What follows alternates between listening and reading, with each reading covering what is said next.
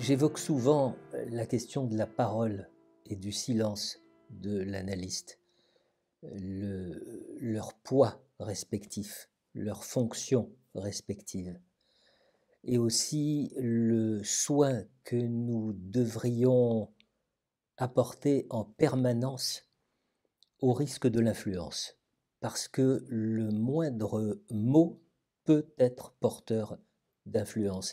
Et j'irai même au-delà, quand je dis le moindre mot, ce peut être aussi la moindre intonation, le moindre son qui émane de l'analyste. Je voudrais vous donner aujourd'hui un exemple issu d'une clinique récente.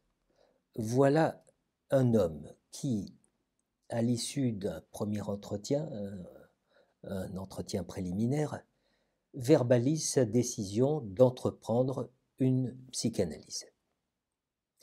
Et lors de la séance suivante, il s'installe dans le fauteuil et après un temps de silence, il se met à déclamer carrément, d'une voix assez sombre. Je suis le ténébreux, le veuf, l'inconsolé, le prince d'Aquitaine à la tour abolie. Ma seule étoile est morte et mon luth constellé porte le soleil noir de la mélancolie. Et puis, silence, grand silence, comme si le rideau venait de tomber sur la scène et que l'on attendait les applaudissements du public. Bon, manifestement, cette déclamation est une demande, et une demande qui attend sa réponse. Or, premièrement, l'analyste n'a pas pour fonction de répondre aux demandes de l'analysant. Deuxièmement, si une réaction de la part de l'analyste devait s'avérer utile, elle devrait être pesée à l'aune des risques et des bénéfices éventuels. Alors allons-y.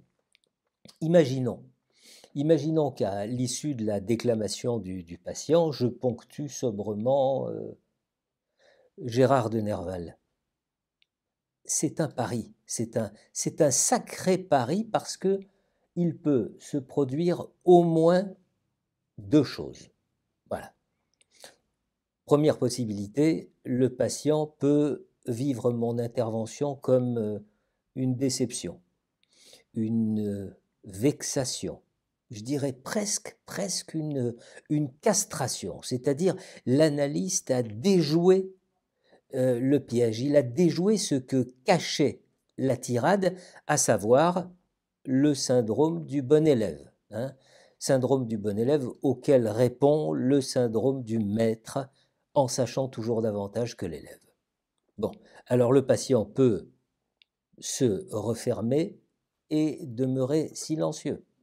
Il peut aussi sentir bouillir une rage intérieure qu'il osera exprimer ou pas. Bon. Ou encore, il peut claquer la porte. Et l'analyse, dans ce cas-là, ne commence même pas. Deuxième possibilité, et je dirais inversement.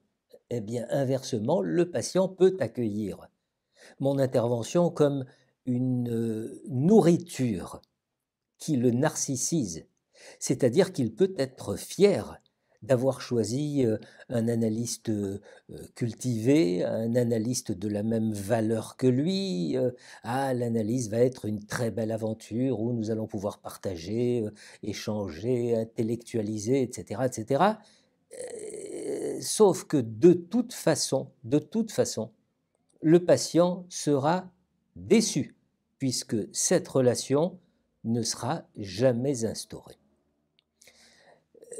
Dans les deux cas, dans les deux hypothèses, l'analyste pourra noter le besoin de combler quelque chose, de combler une absence, une carence, une faille, un manque. Nous sommes en présence d'un enfant qui dit sa récitation devant le maître et qui attend qu'on le félicite pour l'avoir bien dite. Ou alors, nous sommes en présence d'un adulte qui s'est construit en palliant sa déficience narcissique par l'acquisition d'une vaste culture qu'il a besoin de montrer à autrui. Eh bien, dans les deux hypothèses, l'intervention de l'analyste présente le risque d'une fermeture du patient. Alors maintenant, imaginons que je ne ponctue pas l'intervention du patient par le nom de l'auteur du poème, mais que je me contente d'un ou encore d'un Là encore, on peut imaginer chez le patient soit une déception, quoi, c'est tout, il ne me félicite pas, soit une satisfaction. Ah là, je l'ai scotché, hein, je lui ai fait forte impression. Et ben, vous voyez, cette brève intervention possible est déjà un petit peu plus ouverte que la précédente. Néanmoins, elle présente le désavantage de laisser le patient orienté vers le sujet qu'il évoque, orienté vers le but qu'il poursuit, orienté vers le besoin qu'il tente de combler. Bref, ce qui fait sûrement chez lui répétition, et ce depuis très longtemps. Alors quoi? Alors il faut ouvrir, c'est-à-dire ouvrir la situation. Il faut permettre au patient de quitter les rails de sa sécurité, de ses habitudes, de ses réflexes. Il faut le surprendre au point d'orienter sa pensée dans une direction autre. Il faut contraindre le patient à abandonner le réflexe de ses stratégies habituelles. Et ce jour-là, à l'issue de la récitation du patient, je me souviens, mais parfaitement, avoir répondu « mort, pendu au barreau de la grille d'un égout ». Et là, après un long temps de silence, le patient a commencé à associer et à élaborer. La mort, la pendaison, l'air qui manque, l'étouffement, la grille, les barreaux, l'enfermement, les égouts, les puanteurs, les déchets, le déchet. Vous voyez, comme je le dis souvent, le temps passé à vivre de la clinique finit par développer chez l'analyste une forme d'intuition qui lui permet de tirer une flèche utile, c'est-à-dire d'ouvrir quelque chose, de lancer à son tour une invite sans pour autant répondre à la demande du patient.